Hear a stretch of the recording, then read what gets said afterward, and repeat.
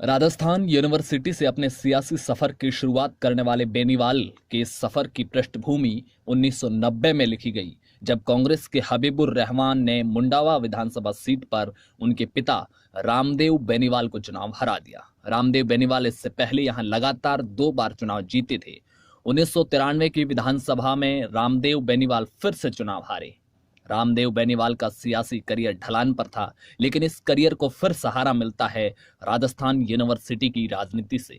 साल 1994 रामदेव बेनीवाल के लगातार 2 चुनाव हारने के 1 साल बाद एक नौजवान जयपुर के महाराजा कॉलेज के बाहर अपने कुछ साथियों के साथ खड़ा था। उनके साथी हर आते जाते छात्र को एक पर्चा थमा रहे थे। इस पर्चे पर लिखा था, हनुमान बेनीवाल फॉर प्रेसिडेंट। हनुमान बेनीवाल 1994 में महाराजा कॉलेज से पहली मर्तबा अध्यक्ष बने। यह सियासत में उनका पहला कदम था। 1995 में वो दूसरी दफा महाराजा कॉलेज से अध्यक्ष बने। 1996 में लॉ कॉलेज के अध्यक्ष चुने गए। बतौर राजनेता वो तेजी से उभर रहे थे। आने वाले 2 साल उनकी जिंदगी को पूरी तरह बदल देने वाले थे। लेकिन उससे पहले 1996 का एक किस्सा। 9 अगस्त 1996 की सुबह तक करीबन 4:30 बजे का वक्त, जयपुर के सिंधी कैंप पर बस स्टैंड पर खड़े कुछ छात्र चाय पीते पीते अखबार बांट रहे थे। पहले पन्ने पर खबर लिखी हुई थी, राजस्थान विश्वविद्यालय में बवाल, छात्र संघ अध्यक्ष सहित 1 दर्जन छात्र नेता गिरफ्तार। ये छात्र इस अखबार की एक एक लाइन पढ़ रहे थे और ठहाके लगाकर हंस रहे थे। लेकिन ये लोग कौन थे और अखबार की उस खबर को क्यों हंस रहे थे, ये बाद में बताएंगे। पहले खबर बताते हैं। राजस्थान यूनिवर्सिटी में प्रदेश के हर कोने से छात्र पढ़ने आते थे। जाति के अलावा यहाँ जिलेवार गोलबंदियां भी बनी हुई थी। 1996 का छात्र संघ चुनाव नागौर ग्रुप के पक्ष में रहा था। नागौर के नवाज से आने वाले महेंद्र चौधरी राजस्थान यूनिवर्सिटी के अध्यक्ष बने थे और बरण गांव के रहने वाले हनुमान बेनीवाल लॉ कॉलेज के अध्यक्ष चुने गए थे। जुलाई के अंत में ये लोग छात्र संघ का चुनाव जीते थे और अगस्त के पहले सप्ताह में विधानसभा का मानसून सत्र शुरू हो गया। विपक्ष के कई छात्र संगठनों ने अपनी मांगों को लेकर यूनिवर्सिटी बंद करने का आह्वान किया। राजस्थान यूनिवर्सिटी उस दौर में बंद और हड़तालों के लिए जानी जाती थी। ये दोनों नेता इस प्रचार के दम पर चुनाव जीतकर आए थे कि वो बंद और हड़तालों के चलते यूनिवर्सिटी के आम छात्रों की पढ़ाई डिस्टर्ब नहीं होने देंगे। इसलिए ये दोनों नेता यूनिवर्सिटी बंद के खिलाफ थे। सुबह 9:15 बजे दोनों पक्ष यूनिवर्सिटी गेट पर आमने सामने हो गए। दोनों तरफ से तनाव बढ़ता जा रहा था। पुलिस ने छात्रों की भीड़ को हटाने के लिए लाठीचार्ज कर दिया। बदले में गुस्साए छात्रों ने पुलिस पर पत्थर बरसाने शुरू कर दिए। करीब 3 घंटे चली इस लाठी पत्थर की जंग में दोनों तरफ से कई लोग घायल हुए। प्रदर्शन पर लगाम लगाने के लिए पुलिस ने 1 दर्जन से ज्यादा छात्रों को गिरफ्तार कर लिया। इसमें महेंद्र चौधरी और हनुमान बेनीवाल भी शामिल थे। गिरफ्तार किए गए छात्रों को पहले बजाज नगर थाने लेकर जाया गया और वहां से इन्हें केंद्रीय कारागार भेज दिया गया। कहते हैं कि उस समय इन छात्र नेताओं का ऐसा रोला था कि जेल की बैरक से निकल कर कई कैदी इन्हें देखने के लिए बाहर आ गए। देर रात प्रशासन को सूचना मिली कि अपने छात्र संघ अध्यक्ष और लॉ कॉलेज के अध्यक्ष की गिरफ्तारी के खिलाफ प्रदर्शन के लिए यूनिवर्सिटी के तमाम छात्र लामबंद हो रहे। स्थिति किसी भी क्षण नियंत्रण से बाहर हो सकती थी। प्रशासन जानता था कि एक बार अगर छात्र सड़कों पर आ गए तो उन्हें नियंत्रित करना मुश्किल हो जाएगा। भैरव सिंह शेखावत उस समय राजस्थान के मुख्यमंत्री थे। विधानसभा सत्र के दौरान वो राजधानी में छात्रों का कोई आंदोलन नहीं चाहते थे। स्थिति पर काबू पाने का एक ही जरिया था, गिरफ्तार किए गए छात्र नेताओं को तुरंत रिहा कर दिया जाए। लेकिन इसमें भी एक दिक्कत थी। जेल के कायदे के हिसाब से सूरज डूबने के बाद जेल के दरवाजे नहीं खोले जा सकते थे। स्थिति की गंभीरता को समझते हुए इस नियम को ताक पर रख दिया और रात को 2 बजे के करीब गिरफ्तार किए गए सभी छात्र नेता छोड़ दिए गए। जब तक ये लोग जेल से छूटकर आए, शहर के अखबार छप चुके थे। सिंधी कैंप पर चाय पीते पीते ये लोग अपनी ही गिरफ्तारी की खबर पढ़ रहे थे। अब आप समझ गए होंगे कि खबर पढ़ने वाले भी हनुमान बेनीवाल ही थे और खबर भी हनुमान बेनीवाल की गिरफ्तारी की थी। 5 सितंबर 1997 एक लड़की ने जेसी बॉस हॉस्टल के कुछ छात्रों पर मामला दर्ज कराया।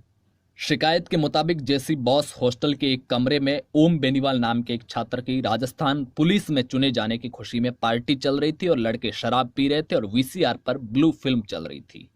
इन लोगों ने उसे कमरे में बंद किया और विजय दहिया के साथ मिलकर नशे में धुत 9 छात्रों ने उसके साथ बलात्कार किया। जयपुर में हुए इस बलात्कार के बाद जनता का गुस्सा फूट पड़ा। 1 महीने पहले ही शिवानी जडेजा नाम की एक स्कूल छात्रा पर तेजाब फेंका जा चुका था। जुलाई के महीने में स्कूल में पढ़ने वाली शालिनी तंवर को अगवा करके रेप की खबरें शहर में अखबार में छाई रही। 2 मामलों से जुड़े आरोपी राजनीतिक घरानों के आते थे। यहां तक कि एक पुलिस अधिकारी भी पीड़िता की यौन शोषण का आरोपी था। ऐसे में पुलिस किसी भी आरोपी को हाथ लगाने से बच रही थी। इससे जनता का गुस्सा बढ़ गया। 8 सितंबर की रोज 100 के करीब छात्र जयपुर के महाराजा कॉलेज के सामने पीड़िता के पक्ष में धरना दे रहे थे।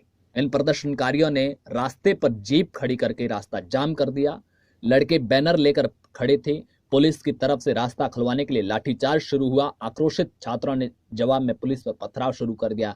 बैनर के डंडे निकालकर कई छात्र पुलिस वालों पर भिड़ गए। जेसी बॉस हॉस्टल कांड के विरोध में हुए इन प्रदर्शन के चलते हनुमान बेनीवाल छात्रों के बीच और ज्यादा लोकप्रिय हुए। 1997 में हुए छात्र संघ के चुनाव में वो दोनों बड़े छात्र संगठनों एनएसयूआई और एबीवीपी का दामन थामने की बजाय निर्दलीय लड़े और बड़े आराम से चुनाव जीत गई। राजस्थान यूनिवर्सिटी में देश की दूसरी यूनिवर्सिटी की तरह ही 12वीं क्लास में मिले प्रतिशत के आधार पर ही एडमिशन होता था। गांव में पढ़ने वाले छात्रों के पास शहरों की तरफ बेहतर संसाधन नहीं होते थे। ऐसे में गांव की स्कूल से पढ़ने वाले छात्रों की जो परसेंटेज कम होते थे और वो मेरिट में मात खा जाते थे। हनुमान बेनीवाल यूनिवर्सिटी चुनाव के दौरान गांव से आने वाले छात्रों के लिए दाखिले के वक्त एडमिशन के वक्त 5% अतिरिक्त अंक की मांग कर रहे थे और चुनाव जीतने के बाद इसी मुद्दे को लेकर हनुमान बेनीवाल ने आंदोलन शुरू कर दिया। सत्ता पक्ष यानी कि उस वक्त भैरव सिंह शेखावत की सरकार थी। 58 विधायकों ने सदन में हनुमान बेनीवाल की गिरफ्तारी की मांग की। नतीजतन उन्हें राजस्थान यूनिवर्सिटी में धरना देते हुए गिरफ्तार कर लिया गया। वो कुल 8 दिन जेल में रहे और बाहर छात्र सरकार के खिलाफ मोर्चा बांधकर बैठे हुए थे। आखिरकार उनकी मांग मान ली गई। 5% बोनस अंक मिलने की वजह से अगले ही साल यानी कि 1998 में आने वाले 8000 ग्रामीण क्षेत्र के अतिरिक्त छात्रों को वहां पर एडमिशन मिल पाया। हनुमान बेनीवाल के पिता रामदेव बेनीवाल 1990 और 1993 का विधानसभा चुनाव हार चुके थे। राजस्थान में वो जिस जनता दल का झंडा ढो रहे थे वो 1991 में चंद्रशेखर की सरकार गिरने के साथ कई टुकड़ों में टूट चुकी थी। इन कठिन समय में उनका साथ दिया भैरव सिंह शेखावत ने। वही भैरव सिंह शेखावत जिनके खिलाफ हनुमान बेनीवाल जयपुर में छात्र आंदोलन का नेतृत्व कर रहे थे। रामदेव बेनीवाल और शेखावत का परिचय जनता पार्टी के समय था। शेखावत के कहने पर ही रामदेव बीजेपी में आ गए। 1998 का विधानसभा चुनाव उनकी सियासत की अग्नि परीक्षा की तरह था। इस चुनाव में हार का मतलब था उनकी सियासी पारी का अंत। रामदेव इस सीट से बीजेपी के प्रत्याशी के तौर पर नामांकन भर चुके थे। 8 दिसंबर 1998 को राजस्थान में विधानसभा के चुनाव होने वाले थे। वोटिंग होने वाली थी। चुनाव के लिए कैंपेन जोर पकड़ रहा था, लेकिन इसी बीच 12 नवंबर को अचानक खबर आई कि दिल का दौरा पड़ने की वजह से रामदेव बेनीवाल का इंतकाल हो गया। ये परिवार और पार्टी दोनों के लिए अप्रत्याशित था। पार्टी के आला लीडर बेनीवाल के घर मातम पुरसी के लिए पहुंचे। वहां यह तय हुआ कि रामदेव बेनीवाल की सियासी विरासत को हनुमान बेनीवाल आगे ले जाएंगे। जरूरी क्रियाक्रम से फुर्सत पाकर हनुमान अपने नामांकन के लिए निर्वाचन अधिकारी के पास पहुंचे, लेकिन वहां जाकर उन्हें पता चला कि किसी भी उम्मीदवार के देहांत होने की स्थिति में हर राजनीतिक दल को 7 दिन के भीतर चुनाव आयोग को सूचना ये भेजनी होती है कि अब उनका नया उम्मीदवार कौन होगा।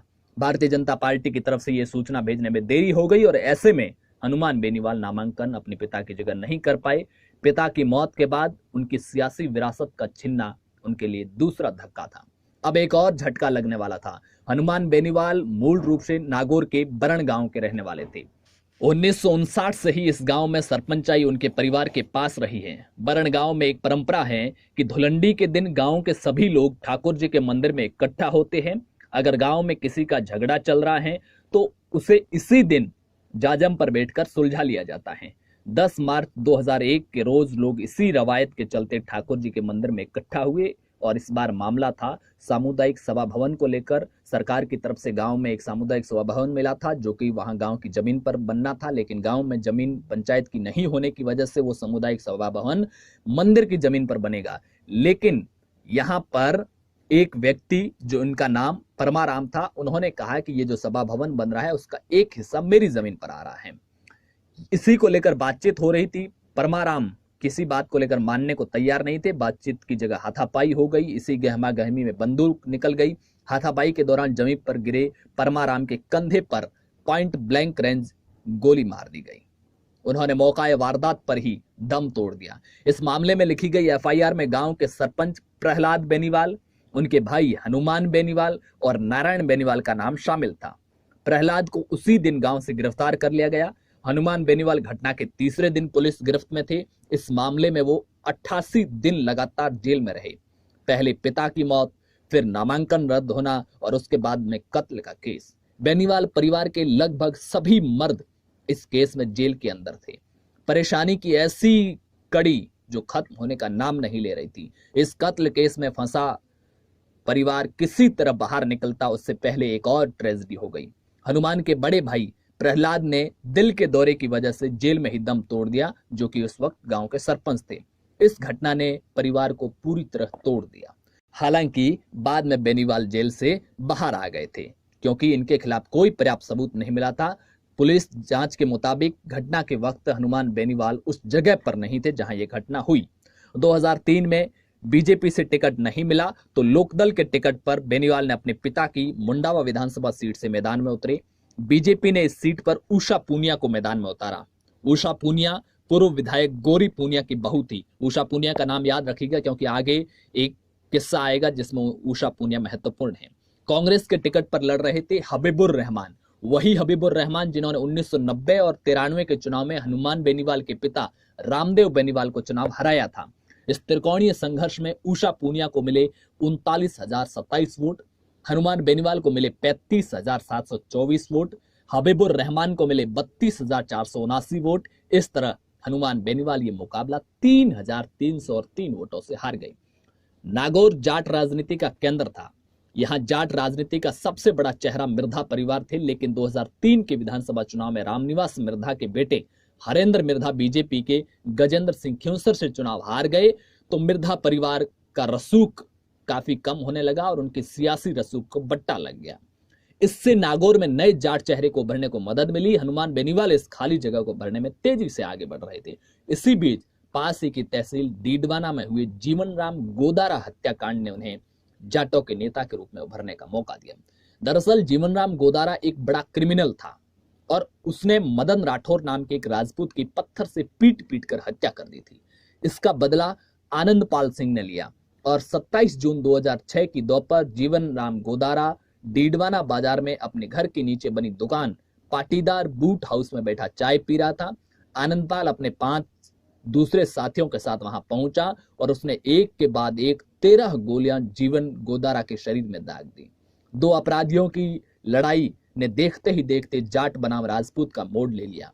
हत्या के कुछ घंटे बाद ही डीडवाना राज्य के दूसरे हिस्सों से कट गया। जीवन राम गोदारा को न्याय दिलाने के नाम पर पूरे आसपास के जिलों से जाट डीडवाना पहुंचने लगे। जीवन राम गोदारा उस समय की मुंडवा विधायक उषा के पति विजय पूनिया का करीबी माना जाता था। यही वजह थी कि वहां के लोकल एमएलए उषा ने उस समय वसुंधरा राज्य सरकार में मंत्री थी और इस वजह से विजय पूनिया गोदारा की मौत के बाद खड़े हुए प्रदर्शन से पूरी तरह दूर रहे। इसके उलट हनुमान बेनीवाल पूरे समय इस आंदोलन में सक्रिय रहे। इसने उन्हें जाट युवाओं के बीच लोकप्रिय होने में काफी मदद की। वो तेजी से युवा जाट नेता के रूप में उभरने लगे। 2008 के परिसीमन के बाद मुंडवा सीट खत्म हो गई और खिंवसर नाम से एक नई सीट बनी। हनुमान बेनीवाल को 2008 के विधानसभा चुनाव में खिंवसर से बीजेपी की टिकट मिल गई। कांग्रेस ने उनके सामने डॉक्टर सहदेव चौधरी को टिकट दी। बीएसपी के टिकट पर लड़ रहे दुर्ग सिंह चौहान ने मुकाबले को त्रिकोणीय बना दिया। इस मुकाबले में सफलता बेनीवाल को मिली। इस चुनाव में हनुमान के खाते में गए 58,602 वोट और नंबर 2 पर रहे दुर्ग सिंह को वोट मिले 34,292। कांग्रेस के सहदेव चौधरी को सिर्फ 17,124 वोट हासिल हुए। माने लंबे संघर्ष के बाद में यानी कि 1990 में जब हनुमान बेनीवाल के पिता पहली बार हबीबुर रहमान के सामने चुनाव हारे, फिर 93 का हारे, 98 के चुनाव से पहले पिता की मौत हो गई और हनुमान बेनीवाल पर्चा नहीं भर पाए। 2003 में बीजेपी ने टिकट नहीं दिया। यानी कि पिछले करीब 20 सालों बाद में अपने पिता की विरासत को आगे बढ़ाने की ओर बढ़ चुके थे, पर अभी भी आगे बहुत सफर बाकी है। 2013 में हनुमान बेनीवाल निर्दलीय विधायक बने। उसके बाद में 2018 के चुनाव में उन्होंने अपनी नई पार्टी आरएलपी बनाई और वो फिर से विधायक बने और 2019 के लोकसभा चुनाव में उन्होंने एनडीए के साथ गठबंधन किया। और नागौर लोकसभा सीट से चुनावी मैदान में हैं। आप हमें नीचे कमेंट बॉक्स में बताइए कि हनुमान बेनीवाल के बारे में आप क्या जानते हैं, उनके व्यक्तित्व को लेकर आप क्या जानते हैं, क्या आप उन्हें पसंद करते हैं, क्या आपको लगता है कि वो एक अच्छे नेता हैं, क्या वो नागौर से अपनी सियासत को, राजनीति को आगे बढ़ा पाएंगे या उन्हें और कोई वहां से चुनौती दे सकता है। इस बारे में आप नीचे हमें कमेंट बॉक्स में बताइए। अगर ये वीडियो पसंद आए तो लाइक कीजिए, हमारे चैनल को अभी तक सब्सक्राइब नहीं किया तो सब्सक्राइब कीजिए। मिलेंगे अगले वीडियो में, तब तक के लिए नमस्कार। जय हिंद, जय भारत।